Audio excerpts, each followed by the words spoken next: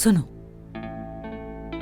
जो कुछ भी हमारे पास है उसे दे देते हैं। दे दो वो बनूस हार भी उसे, बस वो यहाँ से चला जाए किसी भी हाल में। इससे कुछ नहीं होगा। अब वो बड़ी चीजों के पीछे है। वो तो मुझे कहता है कि मैं घर के अंदर जाकर कीमती चीजें लेना चाहता हूँ। अम्मी बात सुने मेरी, अगर वो आपसे बात करने की कोशिश करे तो आप उसे कुछ मत बताइएगा। तो मुझे पागल समझती हो? मैं तो अनजान बन जाऊंगी उसके सामने। काफी दिनों से करीम से नहीं मिली हूँ। अभी जाकर कॉफी बनाती हूँ और उस बहाने से मिल लेती हूँ उनसे। रुको नसरीन, अभी सब घर वाले घर पर ही हैं, जरा एहतियात करना तुम, सबकी नजरें तुम पर हैं। ठीक है, फिक्र ना करें, चलती हूँ मैं।